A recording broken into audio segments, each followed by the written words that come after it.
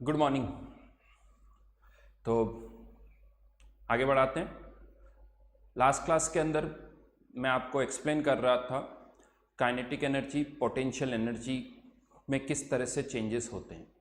मैंने कुछ कुछ एग्जांपल्स आप सबके सामने लिए थे और बेसिकली एक्सप्लेन करने की कोशिश की थी कि एक सिस्टम अगर हमारे पास है या कोई सब्सटेंस अगर हमारे पास है तो उसकी काइनेटिक एनर्जी तभी चेंज होगी जब हम उसका टेम्परेचर चेंज करेंगे। अगर टेम्परेचर चेंज नहीं हो रहा है तो काइनेटिक एनर्जी में कोई चेंज नहीं होगा।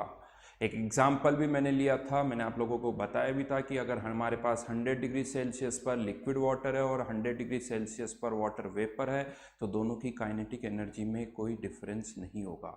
हाँ, दोनों की पोटेंशियल एनर्जी में डिफरेंस होगा, जिसके कारण दोनों की टोटल एनर्जी भी अलग अलग होगी। कह सकते हो H2O वेपर की पोटेंशियल एनर्जी ज़्यादा होगी क्योंकि उसमें वाटर मॉलिक्यूल्स दूर दूर है, तो उनकी पोटेंशियल एनर्जी जो है वो ज़्यादा होगी।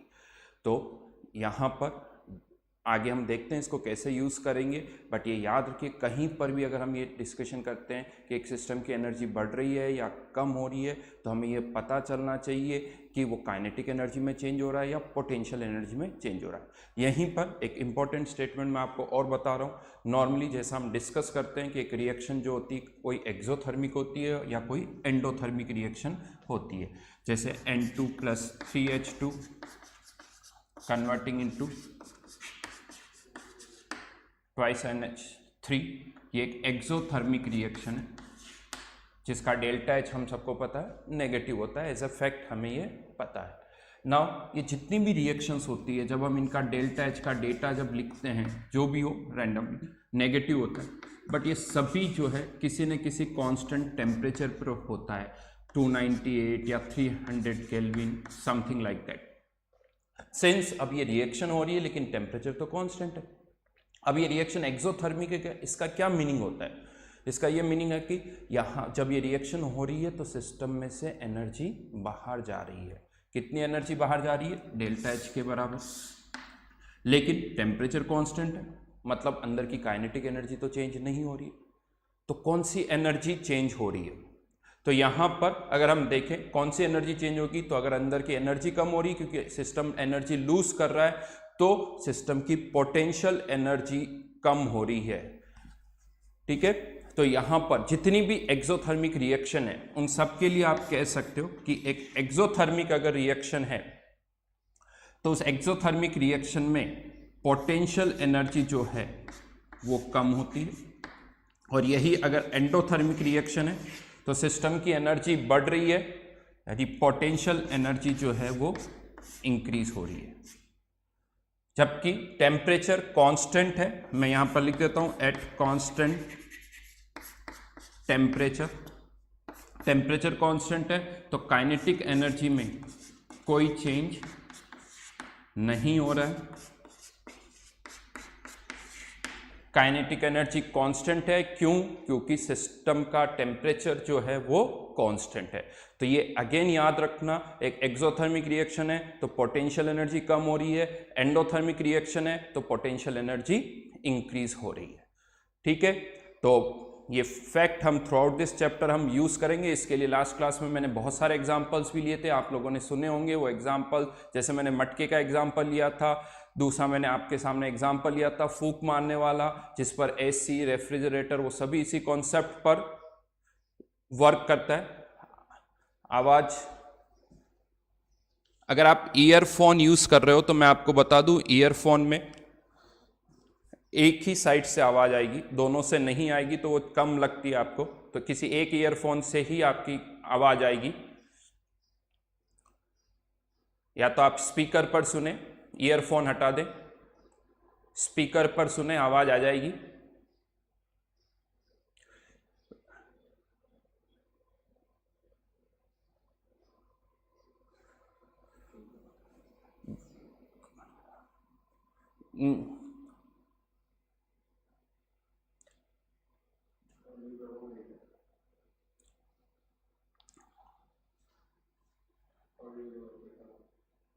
ठीक है, आप स्पीकर मोड पर रख के सुने, ईयरफोन यूज ना करें, आवाज आ जाएगी। और please good morning, good evening के मैसेज ना डालें,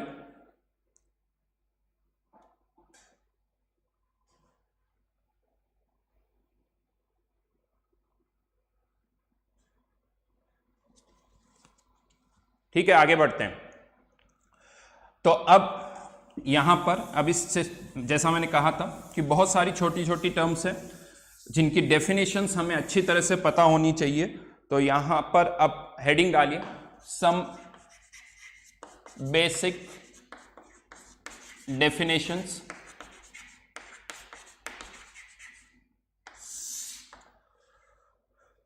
सम basic definitions. First one, system.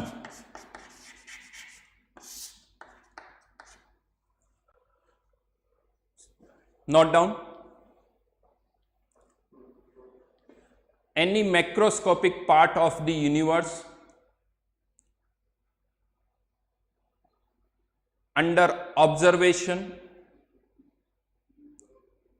वापस रिपीट कर रहा हूं, any macroscopic part of the universe under observation is called a system। क्या मीनिंग है इसका? तो लेट्स से कंटेनर है जिसके अंदर कोई केमिकल रिएक्शन हो रही है, तो कह सकते हैं कि ये जो कंटेनर है ये हमारा क्या हो गया? सिस्टम, जिसमें हम कुछ चेंजेस ऑब्जर्व कर रहे हैं कि इसमें क्या चेंजेस हो रहे हैं, इसको हम स्टडी कर रहे हैं, तो वो हमारा हो गया सिस्टम। हाँ, लेकिन यहां पर एक टर्म मैंने यूज की है, मैक्रोस्कोपिक। इसका क्या मतलब है, इसकी क्या जरूरत है? तो मैं आपको बता दूं, ये जो थर्मोडायनेमिक्स होती है दो तरह से होती है, दो तरह की थर्मोडायनेमिक्स होती है, एक मैक्रोस्कोपिक और दूसरी होती है माइक्रोस्कोपिक। जो माइक्रोस्कोपिक थर्मोडायनेमिक्स होती है उसका एक और नाम होता है स्टैटिस्टिकल थर्मोडायनेमिक्स। हम जो यहां पर स्टडी कर रहे हैं वो है मैक्रोस्कोपिक। डिफरेंस क्या है दोनों में? तो मैक्रोस्कोपिक थर्मोडायनेमिक्स, ये जो थर्मोडायनेमिक्स हम स्टडी कर रहे हैं ये प्योरली हमारे ऑब्जर्वेशन पर बेस्ड है, जो हमने ऑब्जर्व किया है। अब जब भी हम कुछ ऑब्जर्व करते हैं, तो सपोज करिए मैंने कुछ सब्सटेंस लिया, अब वो सब्सटेंस में अगर लेता हूं तो ऑब्वियसली 1 ग्राम होगा, चलिए और कम कर लेते हैं, 1 मिलीग्राम होगा। 1 मिलीग्राम हो या 1 ग्राम हो, इसमें नंबर ऑफ मॉलिक्यूल्स अगर आप देखोगे तो वो बिलियंस से भी ज्यादा होंगे, बहुत सारे मॉलिक्यूल्स होते हैं, यानी 5, 10 या 15 मॉलिक्यूल नहीं होते। जब भी हमने स्टडी किया है बहुत सारे मॉलिक्यूल्स होते हैं, तो इसे हम कहते हैं मैक्रोस्कोपिक। जबकि यही माइक्रोस्कोपिक थर्मोडायनेमिक्स में क्या होता है कि जब भी हम कुछ स्टडी करते हैं तो वहां पर पहले 2-5 मॉलिक्यूल से कुछ स्टडी करते हैं और फिर स्टैटिस्टिक्स लगाकर उसको हम ज्यादा नंबर्स पर अप्लाई करते हैं। तो यहां पर मैं आपको बता दूं कि देखिए 5 मॉलिक्यूल जो होते हैं वो अलग तरह से बिहेव करते हैं, और 5 बिलियन मॉलिक्यूल या 5 ट्रिलियन मॉलिक्यूल जो होते हैं उनका बिहेवियर अलग तरह का होता है, वो एग्जैक्टली सेम नहीं होता है। तो वो एक बिल्कुल अलग ब्रांच है। यहाँ वो माइक्रोस्कोपिक थर्मोडायनेमिक्स है, और हम जो यहाँ पर स्टडी कर रहे हैं वो है मैक्रोस्कोपिक थर्मोडायनेमिक्स। इसीलिए यहाँ पर कभी भी अगर हम कुछ एग्जाम्पल्स इमेजिन करेंगे तो कभी भी ये नहीं सोचेंगे कि सर इमेजिन करो एक कंटेनर के अंदर 3 ही मॉलिक्यूल है या 10 मॉलिक्यूल है। नहीं, जब भी आप इमेजिन करोगे बहुत सारे मॉलिक्यूल है। इवन अगर 1 ग्राम सब्सटेंस भी है तो नंबर ऑफ मॉलिक्यूल्स तो बहुत सारे होंगे। इसलिए मैक्रोस्कोपिक थर्मोडायनेमिक्स की हम बात करते हैं, यानी हमारे सिस्टम में कभी भी 2, 5, 7 मॉलिक्यूल नहीं होंगे। नंबर ऑफ मॉलिक्यूल्स जो होंगे बिलियंस और ट्रिलियंस इस रेंज में होंगे। ठीक है, तो सिस्टम की डेफिनेशन पे मैं वापस आ रहा हूं। Any macroscopic part of the universe under observation is called system. Then second definition, surroundings. इसको हमेशा ऐसे ही प्रोनाउंस किया जाता है, सराउंडिंग्स, एस हमेशा ही आता है। लिखिए,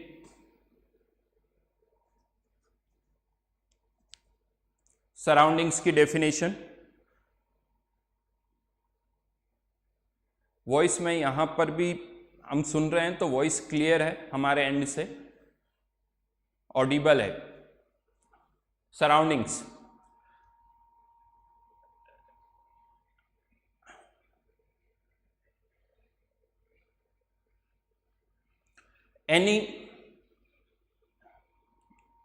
सराउंडिंग्स की डेफिनेशन लिखिए। remaining part of the universe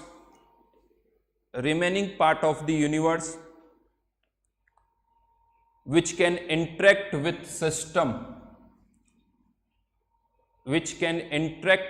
system is called surroundings.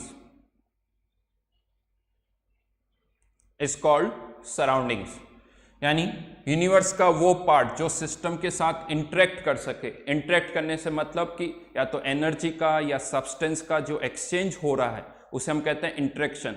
तो यूनिवर्स का कोई भी पार्ट जो सिस्टम के साथ इंटरेक्ट कर सके उसे हम कहते हैं सराउंडिंग्स। फॉर एग्जाम्पल, इस रूम में कप ऑफ टी रखा हुआ है। कप ऑफ टी हमारा सपोज हो गया सिस्टम। तो ये जो रूम है क्लोज्ड रूम है, तो ये जो रूम है वो इसके लिए क्या हो जाएगा? Surroundings.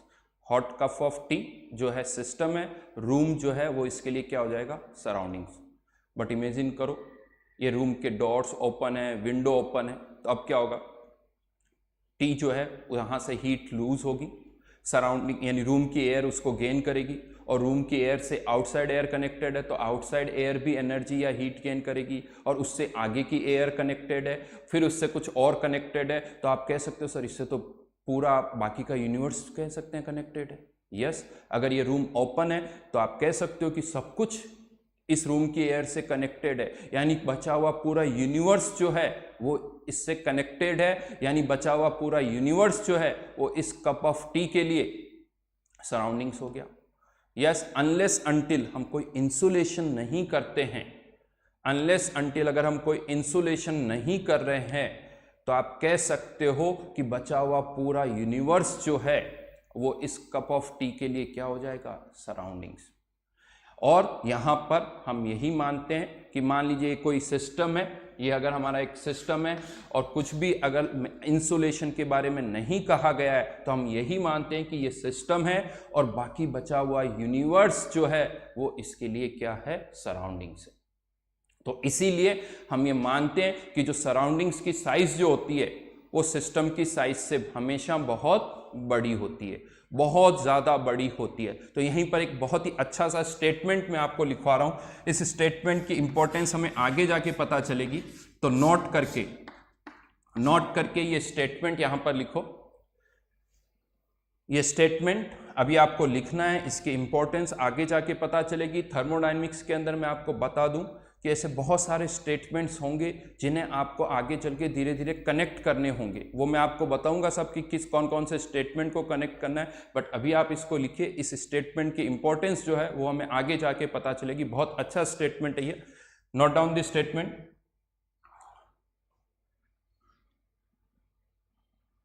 Change in properties of the surroundings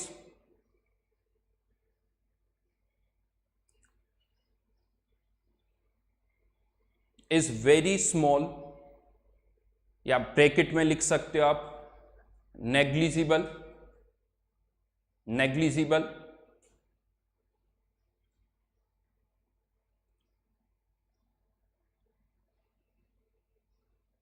with respect,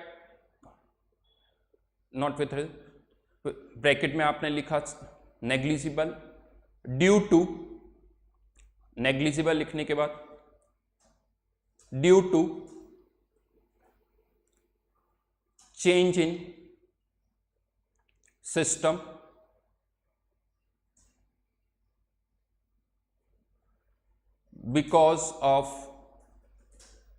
because of large size of surroundings, because of large size of surroundings,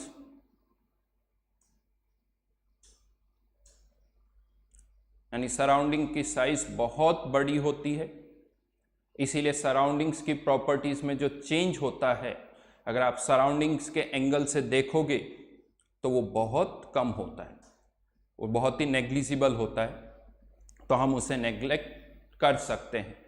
कैसे यूज करेंगे स्टेटमेंट को हम आगे देखेंगे। देन थर्ड डेफिनेशन पर आ जाते हैं, बाउंड्री।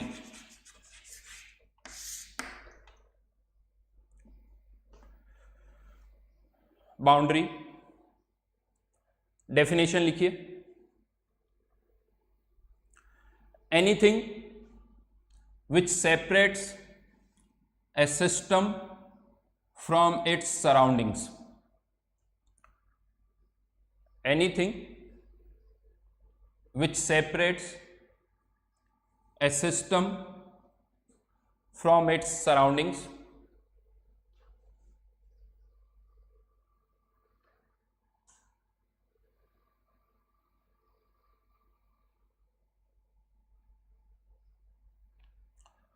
जैसे एक कंटेनर के अंदर रिएक्शन हो रही है तो कह सकते हो कि ये जो कंटेनर की बाउंड्री है, कंटेनर की वॉल जो है वो हमारे लिए क्या हो गई, बाउंड्री हो गई। ये जो वॉल्स हैं वो क्या हो जाएगी, बाउंड्री, क्योंकि ये सिस्टम और सराउंडिंग्स को सेपरेट कर रही है।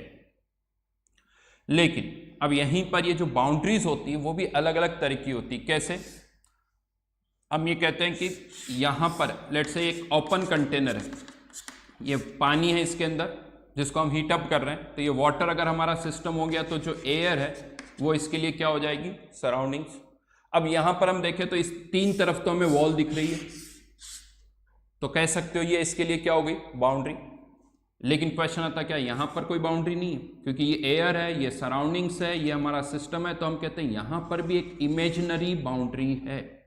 यानी ये जो बाउंड्रीज होती है ये रियल भी हो सकती है और इमेजिनरी भी हो सकती है,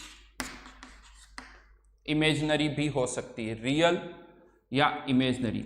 ये रियल है और ये इमेजिनरी है। यानी बाउंड्रीज किस तरह से इमेजिन करना है वो आपके ऊपर डिपेंड करता है। ऐसा नहीं कि वो हमेशा आपको दिखेगी, वो इमेजिनरी भी हो सकती है। जैसे इस रूम के अंदर आप कह सकते हो कि मैं इस रूम के अंदर किसी एक पर्टिकुलर पार्ट को कह सकता हूं कि वो मेरा सिस्टम है, एक कोने को मैंने मान लिया कि ये सिस्टम है, तो बाकी बचा हुआ रूम जो है वो इसके लिए क्या हो जाएगा, सराउंडिंग्स हो जाएगा। तो वो इमेजिनरी वॉल जो है, बाउंड्री, वो आपको इमेजिन करनी होगी कि अच्छा यहां तक ये सिस्टम है और इसके बाद वाला जो पोर्शन है वो क्या हो जाएगा, इसके लिए सराउंडिंग्स। तो एक बाउंड्री जो होती है वो रियल भी हो सकती है और बाउंड्री जो है वो इमेजिनरी भी हो सकती है।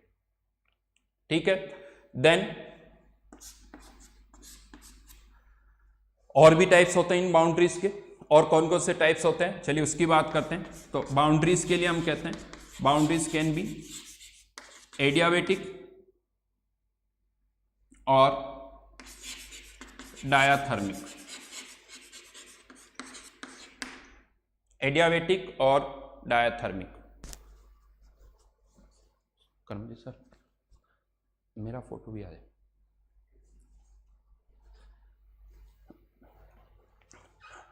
मतलब क्या हुआ एडियाबेटिक और डायाथर्मिक का, आई थिंक सबको पता है। एडियाबेटिक यानी जिसके थ्रू हीट ट्रांसफर ना हो, हीट ट्रांसफर ना हो। डायाथर्मिक जिसके थ्रू हीट ट्रांसफर हो सकती है। लिसन इट केयरफुली, वर्ड जो मैंने बोला हीट ट्रांसफर। एडियाबेटिक बाउंड्री है, कोई हीट ट्रांसफर नहीं होगा। कोई एग्जाम्पल सोच सकते हो आप, कौन सी बाउंड्रीज, कोई एग्जाम्पल माइंड में आ रहा हो, कह सकते हो जिसकी बाउंड्री को हम एडियाबेटिक कह सकते हैं। Yes, thermos flask. Thermos flask जो होता है उसके थ्रू हमें पता है हीट ट्रांसफर नहीं होती है, तो वो आप एडियाबेटिक कह सकते हो। जबकि नॉर्मली जितने भी कंटेनर्स हम यूज करते हैं वो सभी क्या होते हैं, डायाथर्मिक, क्योंकि उनके थ्रू हीट ट्रांसफर हो सकती है।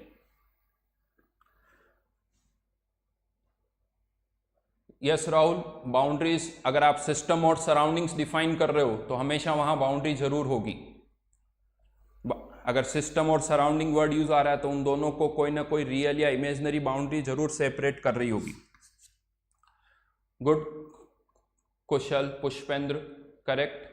थर्मस फ्लास्क जो है वो हम कह सकते हैं कि एक परफेक्ट एग्जाम्पल है जो हम सोच सकते हैं। देन इसके अलावा भी मूवेबल और इमूवेबल, चाहो तो आप इनके लिए वर्ड इस तरह से भी यूज कर सकते हो, रिजिड, नॉन रिजिड। डिफरेंस क्या है? एक कंटेनर के अंदर अगर पिस्टन, मूवेबल की बात कर रहा हूं, कंटेनर है जिसमें पिस्टन लगा हुआ है और ये पिस्टन मूव कर सकता है, तो ये जो बाउंड्री है वो मूवेबल बाउंड्री है या नॉन रिजिड है, जो कि मूव कर सकती है। लेकिन इमूवेबल की हम बात करें, जैसे इस रूम की वॉल्स हो गई, सारे विंडो डोर क्लोज हैं, तो इस रूम की बाउंड्रीज आप कह सकते हो कि ये इमूवेबल है, रिजिड है। अगर किसी भी सिस्टम की बाउंड्रीज रिजिड है, इमूवेबल है, तो उसका वॉल्यूम चेंज नहीं हो सकता है। अगर हमें वॉल्यूम चेंज करना है तो कोई ना कोई बाउंड्री जो है वो मूवेबल होनी चाहिए। और अगर सभी में से कोई एक बाउंड्री भी मूवेबल हुई तो फिर हम कहेंगे कि हाँ, बाउंड्रीज जो है वो मूवेबल है। ये जरूरी नहीं कि सारी मूवेबल हो, कोई एक भी अगर मूवेबल है तो मूवेबल कहलाएगा, बाउंड्रीज जो है वो मूवेबल है। बलून की अगर हम बात करें, तो वो बलून की बाउंड्री के लिए भी कह सकते हो कि वो नॉन रिजिड है, वो मूवेबल है, उसका वॉल्यूम चेंज हो सकता है, राइट। मूवेबल मतलब वॉल्यूम चेंज हो सकता है, इमूवेबल मतलब वॉल्यूम चेंज नहीं हो सकता है। इसके लिए आप वर्ड रिजिड या नॉन रिजिड भी यूज कर सकते हो। अपार्ट फ्रॉम दैट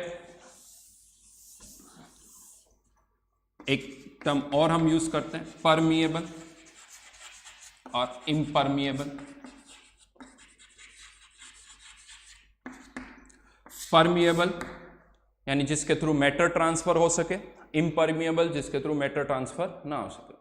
सपोज करो ये जो विंडो है ये अगर ओपन है तो कह सकते हो कि मैटर बाहर जा सकता है, तो इम्परमिएबल है। लेकिन अगर ये सारी विंडोज क्लोज्ड है, डोर क्लोज्ड है, तो हम कह सकते, सॉरी, विंडो अगर, गलत बोलिया मैंने, विंडो अगर ओपन है तो परमिएबल है, विंडो अगर ओपन है तो इट इज परमिएबल, और अगर ये विंडो डोर सब क्लोज्ड है तो ये क्या हो जाएगा, इम्परमिएबल। यानी अगर हमें मैटर को ट्रांसफर करना है तो सिस्टम परमिएबल होना चाहिए। हाँ, यहाँ दो ही कैटेगरी है, परमिएबल या इम्परमिएबल, कोई सेमी परमिएबल की हम बात नहीं कर रहे हैं। सेमी परमिएबल भी हमारे लिए राइट नाउ किस कैटेगरी में आएगा, परमिएबल में। तो दो ही कैटेगरी, परमिएबल और इम्परमिएबल। स्नेहाशीष, बाउंड्रीज की प्रॉपर्टीज और कुछ नहीं होती, बस ये बाउंड्रीज के टाइप्स है कि या तो रियल या एडियाबेटिक या इस तरह के टाइप्स है, इसके अकॉर्डिंग ही हमें उनके बारे में सोचना है।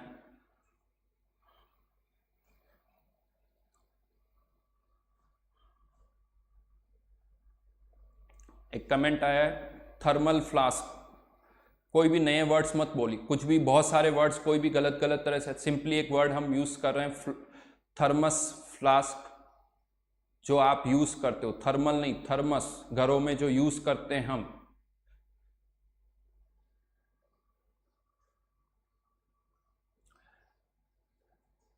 डायाथर्मिक का एग्जांपल, सारे कंटेनर जो आप यूज कर रहे हो डेली लाइफ में, अंदर घरों में, सभी कंटेनर क्या है, डायाथर्मिक। थर्मस फ्लास्क को छोड़ दो तो बाकी सारे कंटेनर क्या हो जाएंगे, डायाथर्मिक। पुष्पेंद्र, इमेजिन करो रियल और इमेजनरी में, जो बाउंड्री दिख रही है वो रियल है, जो नहीं दिख रही है वो इमेजनरी है। तो ये अलग अलग टाइप्स है बाउंड्रीज के। नाउ डिपेंडिंग अपॉन एक सिस्टम की बाउंड्री कौन सी है, इनमें से बाउंड्री कौन सी है, हम सिस्टम को भी फर्दर 3 कैटेगरीज में डिवाइड कर सकते हैं। तो लिखिए, एक लाइन लिखिए, a system can be categorized into, a system can be categorized into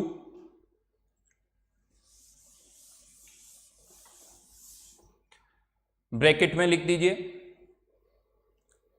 bracket में लिख दीजिए, depending upon the type of boundary,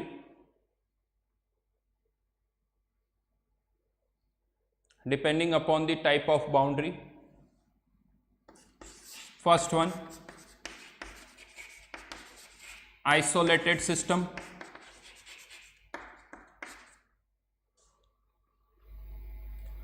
isolated system.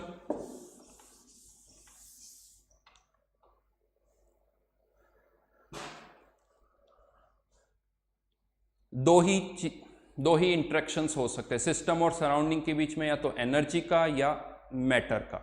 तो एक आइसोलेटेड अगर सिस्टम है तो ये आइसोलेटेड सिस्टम ना तो एनर्जी एक्सचेंज कर सकता है और ना ही मैटर एक्सचेंज कर सकता है। तो यहां पर लिखिए neither energy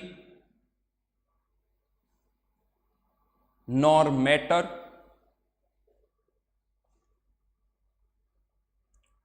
can be exchanged between system and surroundings.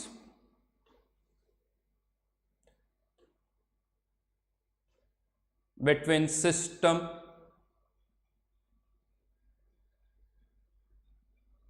and surroundings.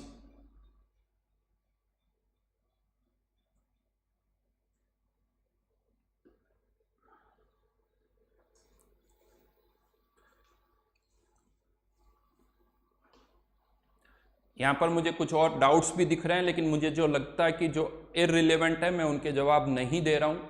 तो अगर आप में से किसी को लग रहा है कि सर मेरे क्वेश्चन का जवाब नहीं दे रहे, तो मैं आपको बता दूं कि वो मेरे हिसाब से इससे कोई रिलेवेंट नहीं है। Isolated system neither energy nor matter can be exchanged, यानी ऐसा कोई सिस्टम जहां ना तो एनर्जी और ना ही मैटर। अब पहले तो ये सोचते हैं कि अगर ऐसा कोई सिस्टम है तो उसकी बाउंड्रीज किस तरह की होनी चाहिए। तो अब मैं आपसे क्वेश्चन पूछ रहा हूं, अब आप कमेंट लिख सकते हो लाइव चैट पर, एक आइसोलेटेड सिस्टम की बाउंड्री का टाइप कौन सा होना चाहिए। यहां पर ये वर्ड्स मैंने लिखे हुए हैं, इन्हीं वर्ड्स में आपको आंसर देना है जो कि यहां पर लिखे हुए हैं 1 2 3 4 5 6 7 8। आपको ये मुझे बताना है कि एक आइसोलेटेड अगर सिस्टम है तो उसकी बाउंड्री किस तरह की होनी चाहिए, ये आपको लिखना है।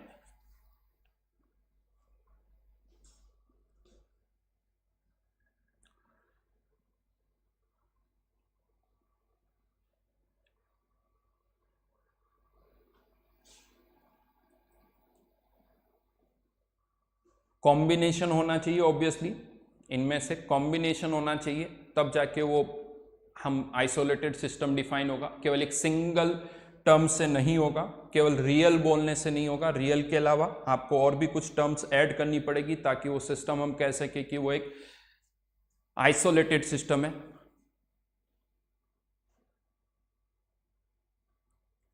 Very good.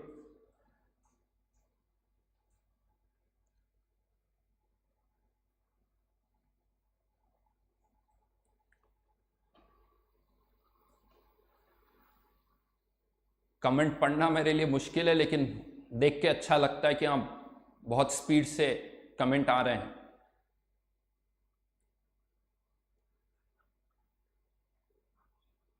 अच्छा, ये आउट ऑफ जा रहा हूं, लेकिन हाँ जैसा मैंने पहले लेक्चर में भी आपसे पूछा था, कहा था, पूछा नहीं था, कहा था, सभी को टेबल चेयर ही यूज करनी है, कोई भी बिस्तर पे बैठ के नहीं देखना, और आपके पास रजिस्टर पेन होना चाहिए। होपफुली सभी ऐसा ही कर रहे होंगे, और रूम में कोई डिस्टरबेंस नहीं है, आप अकेले हो और बहुत केयरफुली इन सब को सुन रहे हो। जैसे मेडिटेशन में कहते हैं ना कि इमेजिन करो, यानी सब कुछ आपको अपने अराउंड एक माहौल अपने आप क्रिएट करना है कि मैं एक क्लासरूम में बैठा हुआ हूं और सर लेक्चर दे रहे हैं, और ऐसा लगना चाहिए कि सर मेरे सामने ही खड़े हैं, सब सर जो है सब कुछ देख रहे हैं, और मैंने अगर इधर उधर कुछ भी देखा तो सर की आंखें मेरे ऊपर है। चलिए, वेरी गुड। एक आंसर मुझे दिखा, रियल, एडियाबेटिक, रिजिड, बहुत सारे आंसर मुझे मिले हैं, लेकिन उसके अंदर ये वर्ड यूज नहीं हुआ है, रिजिड या नॉन रिजिड। तो मैं आपको बता दूं इसके लिए बाउंड्रीज कौन कौन सी होनी चाहिए आइसोलेटेड सिस्टम के लिए। तो एडियाबेटिक, लेकिन देखिए एडियाबेटिक बाउंड्री से हम ये कह सकते हैं कि हीट ट्रांसफर नहीं होगी, लेकिन एनर्जी का ट्रांसफर तो अभी भी हो सकता है। कैसे? तो एनर्जी ट्रांसफर करने के मैंने आपको दो तरीके बताए थे, या तो हीट या वर्क। तो अगर मान लीजिए ऐसा कोई सिस्टम है जो कि जिसकी बाउंड्री एडियाबेटिक है और उसमें पिस्टन लगा हुआ है और वो भी एडियाबेटिक है, तो ये की बाउंड्री तो सारी एडियाबेटिक हो गई, यानी हीट ट्रांसफर तो नहीं होगी, लेकिन अभी भी इसके अंदर पिस्टन लगा हुआ है, ये पिस्टन मूव कर सकता है, और अगर पिस्टन मूव करेगा तो एनर्जी का ट्रांसफर वर्क की फॉर्म में हो सकता है। तो केवल एडियाबेटिक अगर आप बोल रहे हो तो इससे आप ये कह सकते हो कि हीट ट्रांसफर नहीं होगी। अगर हमें ये प्रूव करना है कि हाँ एनर्जी का ट्रांसफर नहीं होगा, तो हमें एडियाबेटिक के साथ एक और कंडीशन ऐड करनी होगी, adiabatic plus rigid. Adiabatic plus rigid, अगर ये दोनों कंडीशंस हैं तो हम कह सकते हैं कि हाँ एनर्जी का कोई ट्रांसफर नहीं होगा। अब आप सुनिए, अब लिखिए मत, कोई कमेंट नहीं चाहिए। तो एडियाबेटिक प्लस रिजिड, इसके अगर ये दोनों कंडीशंस फुलफिल हो रही तो हम कह सकते हैं कि एनर्जी का ट्रांसफर नहीं होगा। और जहां तक हम मैटर की बात करें, मैटर ट्रांसफर नहीं होना चाहिए, तो उसके लिए आप एक और कंडीशन लिख सकते हो, इम्परमिएबल। इम्परमिएबल, तो ये तीन कंडीशन है, एडियाबेटिक, रिजिड, इम्परमिएबल। हाँ, वैसे आप ये भी कह सकते हो अगर एडियाबेटिक है तो वो इम्परमिएबल तो होगा ही होगा, तो फिर भी हमने उसको अलग से मेंशन कर दिया, एडियाबेटिक, रिजिड और इम्परमिएबल। और इसका परफेक्ट एग्जाम्पल जो है आइसोलेटेड सिस्टम का, वो है थर्मस फ्लास्क। एक थर्मस फ्लास्क जिसमें हम चाय या दूध गर्म रखते हैं, आप कह सकते हो कि उसकी जो बाउंड्रीज है वो रिजिड भी होती है, मूव नहीं करती, और वो एडियाबेटिक भी होती है, और वो इम्परमिएबल भी होती है। तो जब भी कभी एक आइसोलेटेड सिस्टम की बात आए तो हमारे माइंड में यही एग्जांपल आना चाहिए, थर्मस फ्लास्क का। और इसके अलावा वैसे एक और एग्जांपल है, किसी ने कमेंट भी किया है, एक और एग्जांपल है यूनिवर्स। यूनिवर्स को भी हम कह सकते हैं, लेकिन वो इतना अच्छा एग्जांपल नहीं है। यूनिवर्स क्यों एक आइसोलेटेड सिस्टम है, उसका कारण ये कि यूनिवर्स के बाहर तो कुछ है ही नहीं, सब कुछ यूनिवर्स के अंदर है, तो वो किसी के साथ कुछ एक्सचेंज वैसे भी नहीं कर सकता। तो इसलिए यूनिवर्स भी अपने आप में एक आइसोलेटेड सिस्टम, लेकिन इसको इमेजिन करना बड़ा मुश्किल हो जाता है यूनिवर्स को। थर्मस फ्लास्क को इमेजिन करना आसान होता है, इसीलिए जब भी जरूरत पड़े ज़्यादा जगह पर आपको अगर आइसोलेटेड सिस्टम सोचना है तो हमेशा कौन सा एग्जांपल सोचोगे, थर्मस फ्लास्क। थर्मस फ्लास्क जो है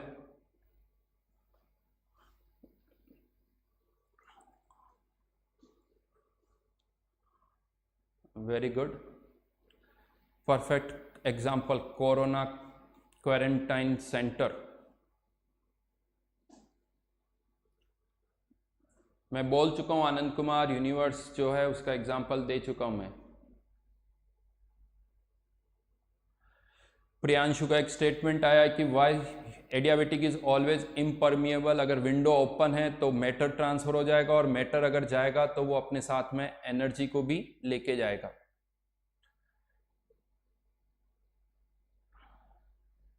अगर खुला हुआ है तो वहां पर हीट ट्रांसफर भी होगी।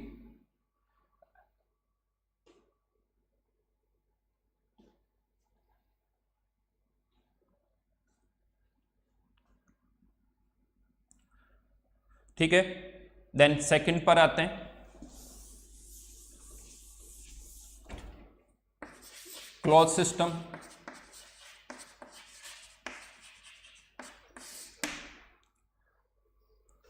लिखिए डेफिनेशन। अच्छा, एक और स्टेटमेंट आ रहा, कुशलकार यस रियल होनी चाहिए, अब रियल होनी चाहिए।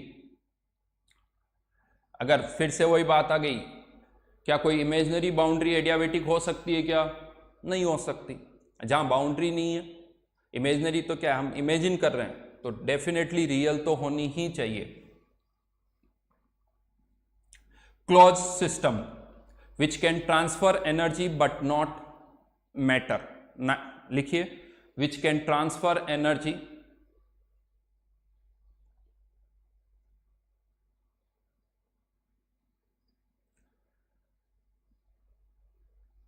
which can transfer energy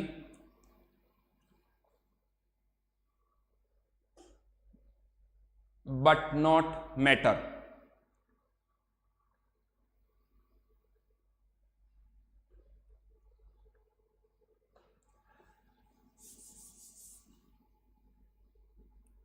normally आप कह सकते हो कि जितने भी क्लोज्ड कंटेनर हम यूज कर रहे हैं, ये कंटेनर है, क्लोज्ड है, मतलब मैटर ट्रांसफर नहीं होना चाहिए। मैटर ट्रांसफर नहीं होना चाहिए। हाँ, किसका ट्रांसफर हो सकता है? एनर्जी का ट्रांसफर हो सकता है। वो एनर्जी हीट की फॉर्म में भी ट्रांसफर हो सकती है, वो वर्क की फॉर्म में भी ट्रांसफर हो सकती है, लेकिन मैटर ट्रांसफर यानी सब्सटेंस का एक्सचेंज नहीं होना चाहिए। तो क्लोज सिस्टम, वापस से सोचते हैं कि इसकी बाउंड्री किस तरह की होनी चाहिए। एक क्लोज सिस्टम की बाउंड्री के लिए अब मैं बात कर रहा हूं, आइसोलेटेड की बात नहीं कर रहा हूं। तो आइसोलेटेड के अंदर मैंने क्लियर कर दिया। जिनके थोड़े बहुत कुछ डाउट्स है वो थोड़ा सोच के सोचना, अपने आप समझ में आ जाएगा। टर्म्स को मिक्सअप नहीं करें, हर एक अलग अलग वर्ड है। तो क्लोज सिस्टम, यस,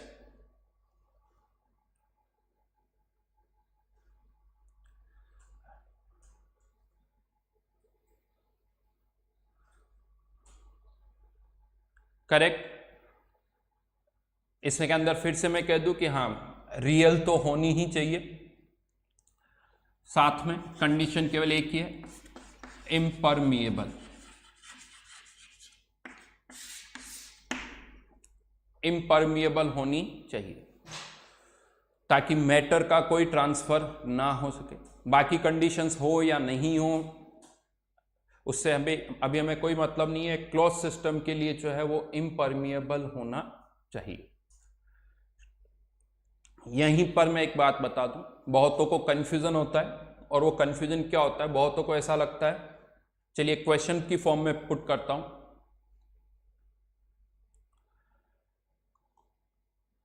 क्या क्वेश्चन लिखिए, ट्रू और फॉल्स का एक क्वेश्चन है, ट्रू और फॉल्स का एक क्वेश्चन है,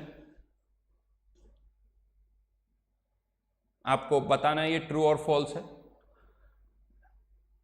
एक closed system means volume is constant.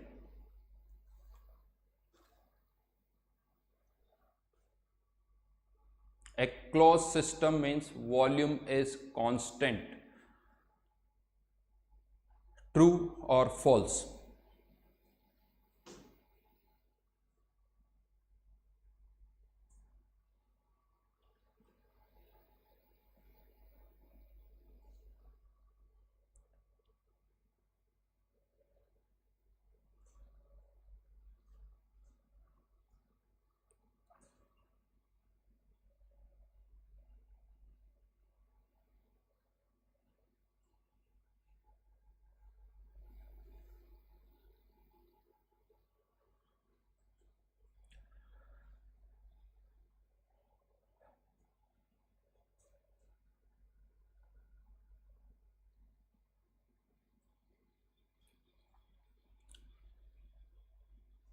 Good, अच्छा लगता है, बहुत सारे कमेंट वापस है,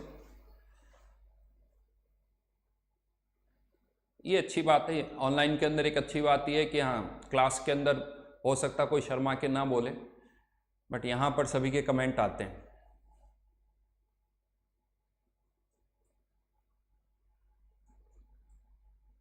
कोई सो भी नहीं रहा है, इससे ये भी समझ में आ जाता है।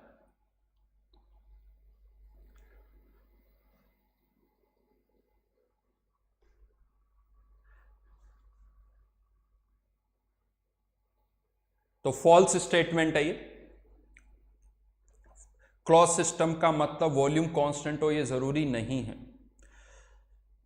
क्यों मैंने पूछा उसका कारण बताता हूं। नॉर्मली क्या होता है, हमारी आदत क्या होती है, नॉर्मल घरों में हम क्या करते हैं, किसी भी चीज को क्लोज करना है तो ऐसा एक फील आता है कि ढक्कन लगा दिया, क्लोज हो गया, और ऑब्वियसली इसका तो वॉल्यूम भी कांस्टेंट है। लेकिन मैं आपको बता दूं, किसी को क्लोज करने के और भी तरीके होते हैं। जैसे कंटेनर है जिसमें आपने ये पिस्टन लगा दिया, परफेक्ट जो साइज का एक पिस्टन अगर आपने लगा दिया तो ये भी क्लोज हो गया है, लेकिन इसका वॉल्यूम कांस्टेंट नहीं है। एक बलून है, उस बलून को आपने बांध दिया, ये भी क्लोज्ड है, ये भी क्लोज्ड है, लेकिन इसका वॉल्यूम कांस्टेंट नहीं है। तो ये याद रखना कि क्लोज सिस्टम, क्लोज वर्ड यहां यूज हो रहा है, इसका मतलब ऐसा नहीं कि जो हमने हर कहीं सुना हुआ है। यहां पर हम इस क्लोज सिस्टम को कैसे डिफाइन कर रहे हैं, जिसके थ्रू मैटर ट्रांसफर ना हो। ये डेफिनेशन है क्लोज सिस्टम जिसके थ्रू मैटर ट्रांसफर ना हो। वॉल्यूम हो सकता कांस्टेंट हो या वॉल्यूम हो सकता उसका चेंज हो। हाँ, अगर वर्ड ये लिखा हुआ है a close rigid system, closed rigid system, अब मैं कह सकता हूं कि इसका वॉल्यूम जो है वो कांस्टेंट है, क्योंकि वर्ड कौन सा आ गया, रिजिड। तो क्लोज्ड रिजिड लिखा हुआ है तो वॉल्यूम कांस्टेंट होगा। केवल क्लोज सिस्टम लिखा हुआ है तो वॉल्यूम कांस्टेंट हो, ये जरूरी नहीं है। और आगे चल के मैं आपको बता दूं, हमारा जो मेनली डिस्कशन होगा वो इन्हीं क्लोज सिस्टम पर ही होगा। देन थर्ड पार्ट पर आते हैं, ओपन सिस्टम। आई थिंक बहुत ही क्लियर है, कुछ भी ऐसा आई थिंक समझाने की जरूरत नहीं है। ओपन सिस्टम, इसकी डेफिनेशन लिख सकते हो आप, विच can transfer matter, which can transfer matter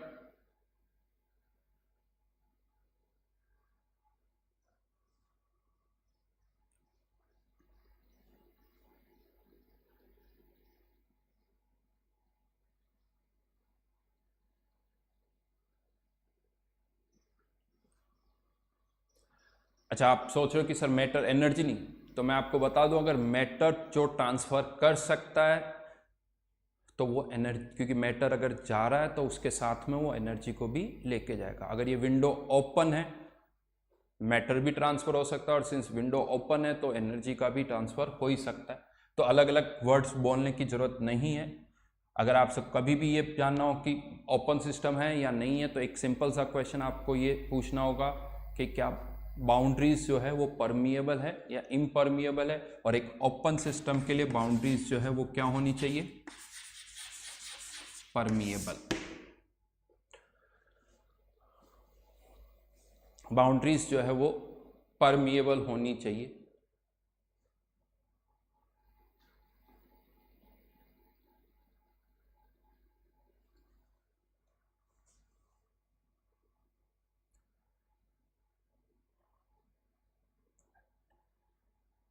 ठीक है, तो अगर परमिएबल बाउंड्री है तो मैटर का ट्रांसफर भी होगा, और मैटर का ट्रांसफर होगा तो एनर्जी तो मैटर के अंदर, सब्सटेंस के अंदर ही होती है। तो अगर एनर्जी मैटर का ट्रांसफर होगा तो साथ में एनर्जी का ट्रांसफर भी होगा। आप चाहे डेफिनेशन में दोनों बोले, मैटर और मैटर एंड एनर्जी, या सिंपली मैटर बोल दे तब भी बात वही है। तो open system, close system and isolated system, right. तीन तरह के सिस्टम हैं, लेकिन अब यहां पर हमारा जो मेजर डिस्कशन होगा, एक आइसोलेटेड सिस्टम में कुछ भी एक्सचेंज नहीं हो पा रहा, ना तो एनर्जी का ना मैटर का, तो वहां पर कुछ डिस्कशन के लिए ज़्यादा बचता नहीं है। तो आइसोलेटेड सिस्टम हम यहाँ पर डिस्कस नहीं करेंगे। बात आती है ओपन सिस्टम, सिंस यहाँ पर मैटर यानी सब्सटेंस का ट्रांसफर हो रहा है तो इनको स्टडी करना हमारे लिए बहुत मुश्किल हो जाता है। तो मेनली जो हम यहाँ पर स्टडी करेंगे वो करेंगे क्लोज सिस्टम। तो क्लोज सिस्टम ही हम यहाँ पर मेजरली डिस्कस करेंगे। तो अब ज़्यादातर जगह पर हमारा जो मतलब होगा वो किससे होगा, क्लोज सिस्टम से होगा। ठीक है, तो ये तो बात हुई डेफिनेशंस की, अलग अलग तरह की डेफिनेशन, सिस्टम, सराउंडिंग्स और बाउंड्री को मैंने डिफाइन किया। आगे बढ़ते हैं, फिर से मैं बता दूं, एक लेंथी टॉपिक है, बहुत सारे लेक्चर्स रिक्वायर्ड होंगे, आपको पेशेंस रखना पड़ेगा।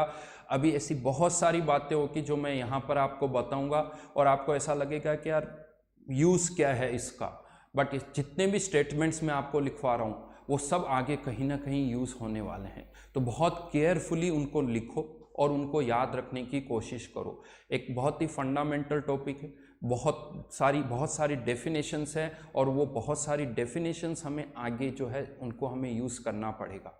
तो इसलिए यहाँ पर अब डेफिनेशंस अभी बहुत सारी पेशेंस रखिए, अभी ऐसा नहीं कि ख़त्म हो गई, अभी 2 लेक्चर तक हम और डेफिनेशंस ही डिस्कस करेंगे। मैं आपको इन वर्ड्स का मीनिंग बताऊंगा और फिर हम एप्लीकेशन वाले पार्ट पर आएंगे, ठीक है।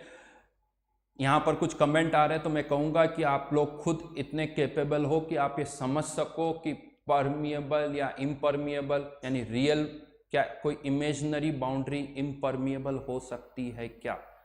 थोड़ा सा सोच के देखिए, खुद अपने आप समझ में आ जाएगा।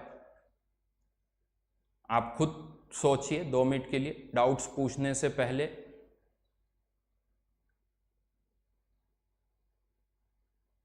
कि क्या कोई इमेजिनरी बाउंड्री इम्परमिएबल हो सकती है या नहीं हो सकती है।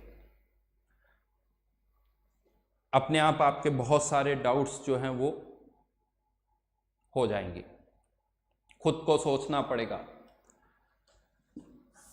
इतना बहुत सारी चीजें मैं बता चुका हूं, लेकिन आपको खुद भी उसको रिलेट करना पड़ेगा। जैसे सानिध्य सिंह, ये ह्यूमन बॉडी और इस तरह के एग्जाम्पल्स आप मिक्सअप, ह्यूमन बॉडी खुद सोचो, अपने आप समझ में आएगा ह्यूमन बॉडी क्या है। क्या आपकी बॉडी से स्किन के थ्रू सब्सटेंस बाहर आ रहा है या नहीं आ रहा है? आ रहा है, तो फिर क्या है, वो परमिएबल है।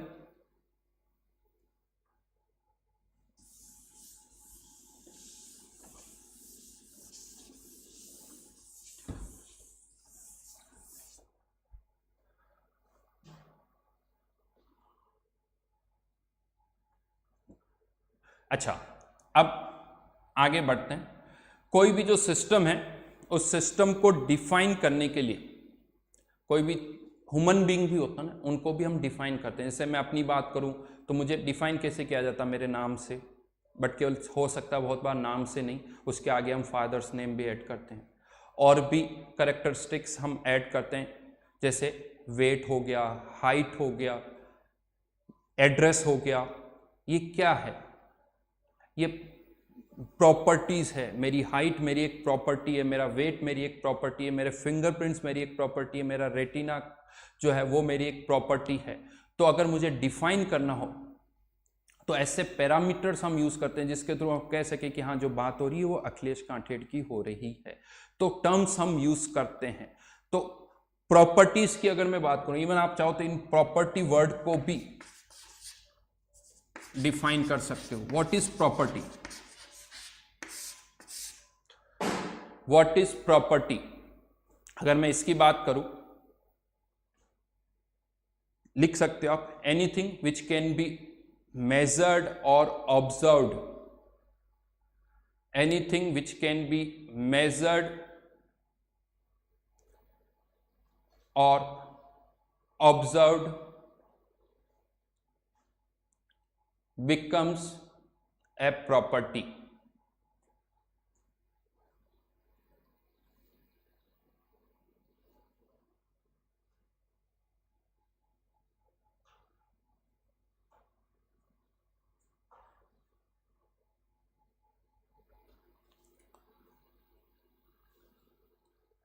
Anything which can be measured or observed becomes a property.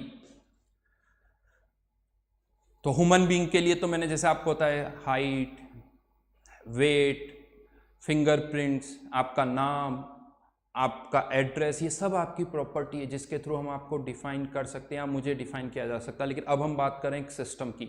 एक सिस्टम के अंदर कोई सब्सटेंस है और अब हम कौन कौन से पैरामीटर्स यूज करते हैं, तो कह सकते हो प्रेशर, टेम्परेचर, वॉल्यूम, मोल्स, मास, इवन उनका कलर, उसका कुछ नाम होगा, oxygen, nitrogen, calcium carbonate, sulphur. तो ये सारी जो टर्म्स हम यहाँ पर यूज कर रहे हैं ये एक तरह से क्या है, उनकी प्रॉपर्टीज है।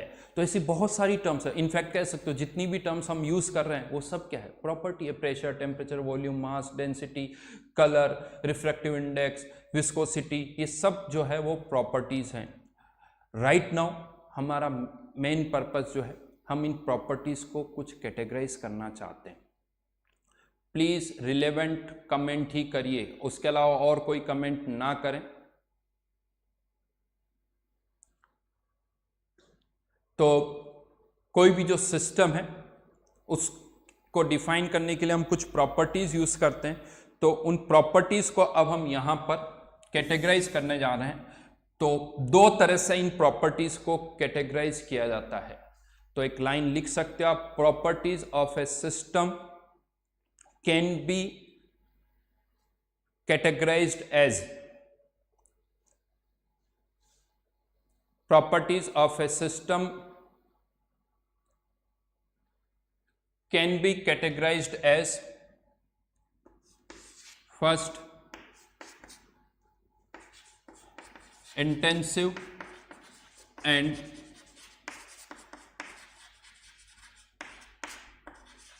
extensive properties.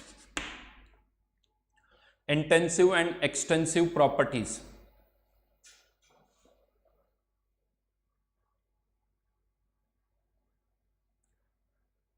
आइडिया है कुछ इंटेंसिव और एक्सटेंसिव प्रॉपर्टीज का? चलिए कमेंट में लिख सकते हो, शॉर्ट में लिखने की अगर कोशिश करें। इंटेंसिव प्रॉपर्टीज किसे कहते हैं?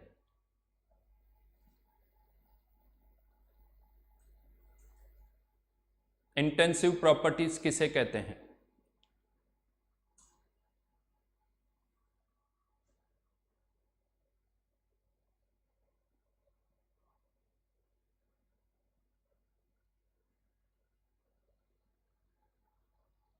जिनको पता हो वो लिखें, बाकी ना लिखें।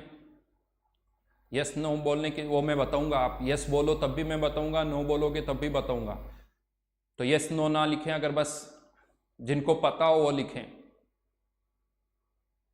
इंडियन गेमिंग, नेक्स्ट टाइम अगर इस तरह का कमेंट किया तो ब्लॉक कर दूंगा मैं,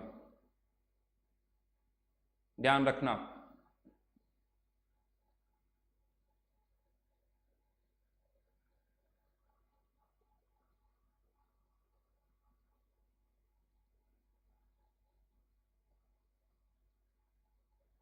आशीष का कमेंट है, लेकिन कुछ सही भी है गलत भी है, मैं बताऊंगा कैसे। वेरी गुड, मानसी का एक कमेंट आया, वो परफेक्ट है।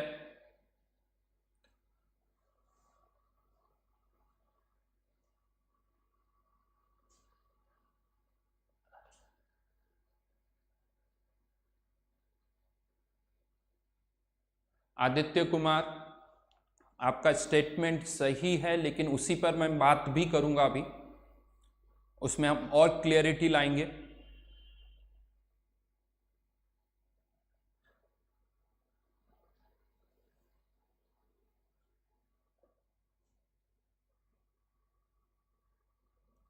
यश विपुल अखिल सिंह, आपका statement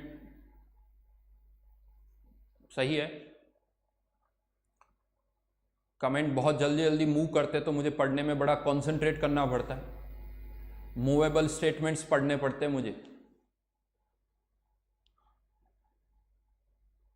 at A time screen पर कुछ मेरे पास 6 या 7, 5 या 6 कमेंट होते हैं, तो जब वो नीचे से ऊपर तक जाता है, इन बिटवीन मुझे पढ़ना पड़ता है,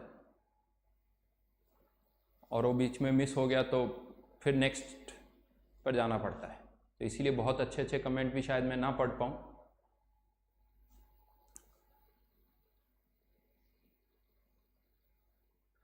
राइट, चलिए समझते हैं इसको।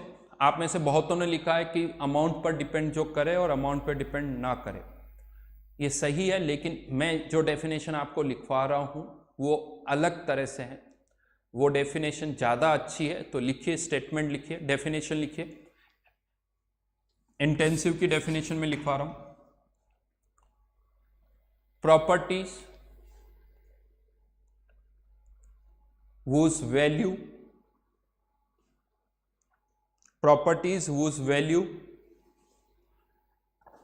remain unchanged,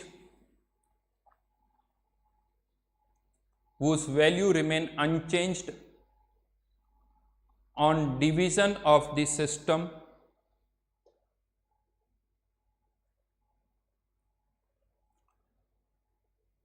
on division of the system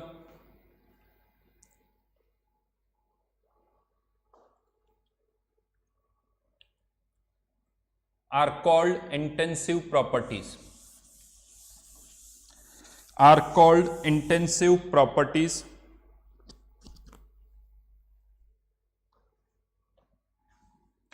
चलिए कैसे समझेंगे उसका तरीका मैं बता रहा हूं, इसको इसी तरह से सोचना है और किसी तरह से नहीं। आपके माइंड में अगर और कोई भी थॉट हो तो उसको हटा दीजिए, जैसे मैं कह रहा हूं बस आपको उसी तरह से सोचना है।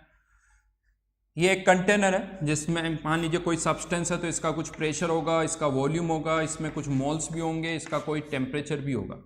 अब मैंने क्या किया, इस कंटेनर को डिवाइड कर दिया किसी भी तरह से, ऐसा नहीं कि इक्वल पार्ट्स में, किसी भी तरह से आपने इसको डिवाइड कर दिया। जैसे अभी हम देख पा रहे हैं मैंने कुछ इसको इस तरह से दो पार्ट में डिवाइड कर दिया। डिवाइड करने के बाद इसका भी कुछ प्रेशर वॉल्यूम टेम्परेचर होगा, इसका भी कुछ प्रेशर वॉल्यूम टेम्परेचर हो। अब हमें कंपेयर करना है, लेकिन कंपेयर यहां और यहां की प्रॉपर्टीज में नहीं करना है। बिफोर डिवीजन और आफ्टर डिवीजन कोई एक पार्ट ले लीजिए। वापस रिपीट कर रहा हूं, बिफोर डिवीजन और आफ्टर डिवीजन किसी एक पार्ट में हमें प्रॉपर्टीज को कंपेयर करना है। जो प्रॉपर्टीज चेंज हो जाती है वो एक्सटेंसिव, जो चेंज नहीं होती है वो है इंटेंसिव। चलिए सोच के देखते हैं। मैं दो कॉलम यहां पर बना रहा हूं, इंटेंसिव, एक्सटेंसिव। क्या लगता है आपको, कट करने पर, सिंपली कट कर रहा हूं, क्या टेम्परेचर बदल जाएगा? नहीं बदलेगा, टेम्परेचर जो था वही रहेगा, यानी टेम्परेचर जो है वो इंटेंसिव प्रॉपर्टी। प्रेशर, सिंपली आपने इसको डिवाइड कर दिया, प्रेशर में कोई चेंज नहीं होगा, प्रेशर भी इंटेंसिव प्रॉपर्टी है। हाँ, लेकिन व्हाट अबाउट वॉल्यूम, क्या इसका वॉल्यूम और इसका वॉल्यूम सेम है? नहीं है, यहाँ वॉल्यूम अलग है, यहाँ वॉल्यूम अलग है, यानी डिवाइड करने पर वॉल्यूम चेंज हो रहा है। वॉल्यूम क्या है? Extensive property. मोल्स चेंज हो रहे हैं, यहाँ पर मोल्स अलग है, यहाँ पर मोल्स अलग है, तो मोल्स भी जो है वो एक्सटेंसिव प्रॉपर्टी है। इवन कह सकते हो यहाँ पर मास और यहाँ पर मास अलग है, मास भी जो है वो एक्सटेंसिव प्रॉपर्टी है। तो फर्स्ट थिंग आपको जो सोचना है वो इसी तरह से सोचना है कि डिवाइड करने पर जिन प्रॉपर्टीज में चेंज हो जाता है वो एक्सटेंसिव है, जिनमें चेंज नहीं होता है वो इंटेंसिव है। ये डेफिनेशन आपको यूज करनी, कभी भी आपके माइंड में अगर ये वर्ड आता है इंटेंसिव, एक्सटेंसिव, तो ये पिक्चर बननी चाहिए। डिवाइड करने पर जिनमें चेंज हो रहा है वो एक्सटेंसिव, जिनमें चेंज नहीं हो रहा है वो इंटेंसिव।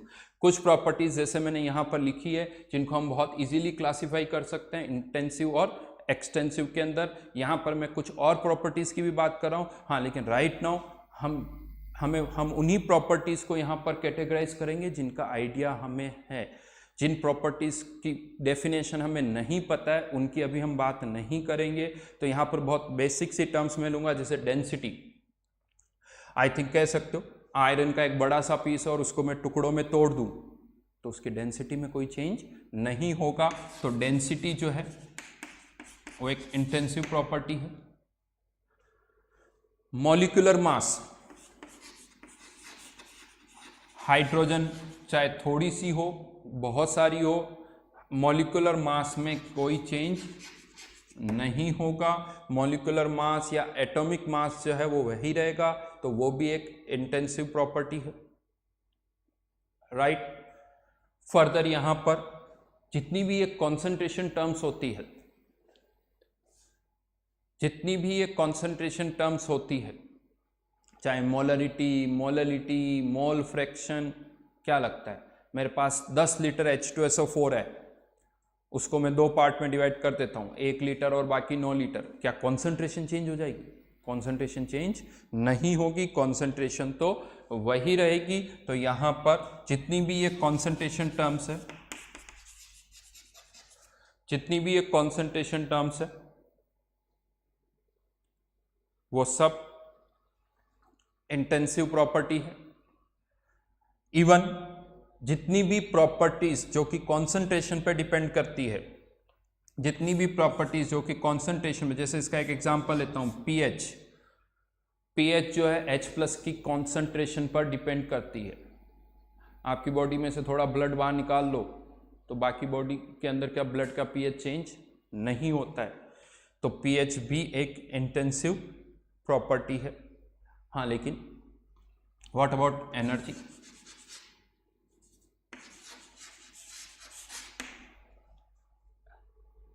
तो एनर्जी एक एक्सटेंसिव प्रॉपर्टी है।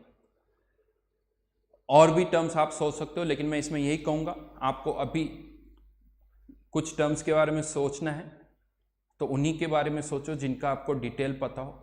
फिजिक्स की टर्म्स को अभी हम नहीं कैटेगराइज करेंगे, बहुतों के माइंड में आ जाता सर रिफ्रैक्टिव इंडेक्स, विस्कोसिटी, अभी नहीं पता ये क्या होती है, मैंने नहीं डिफाइन की है। अभी हम बहुत बेसिक सी टर्म्स जो हम इस चैप्टर में यूज़ करेंगे उन्हीं को हम यहाँ पर डिफाइन करेंगे। तो इसमें और भी कुछ टर्म्स हैं जो मैं नेक्स्ट टाइम ऐड करूँगा, बिकॉज अभी नेक्स्ट क्लास का टाइम हो गया है, तो इसके आगे हम कंटिन्यू करेंगे। बट डेफिनेशन मैंने लिखवा दी, उसके अकॉर्डिंग आप केवल अभी जो ये डेफिनेशंस है उनके बारे में लिखो, और कुछ टर्म्स है वो मैं आपको बताऊंगा जिसके अकॉर्डिंग हम इनको कैटेगराइज कर सकते हैं। ठीक है, तो ये था इंटेंसिव और एक्सटेंसिव।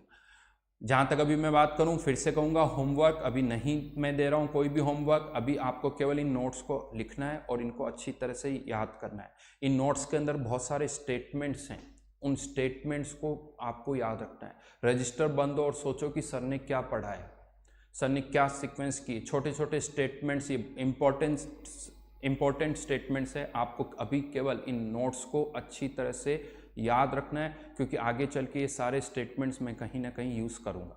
ठीक है, तो अभी आपके लिए और इसके अलावा कोई होमवर्क नहीं है, नोट्स को वापस से अच्छी तरह से आपको याद रखना है। Thank you.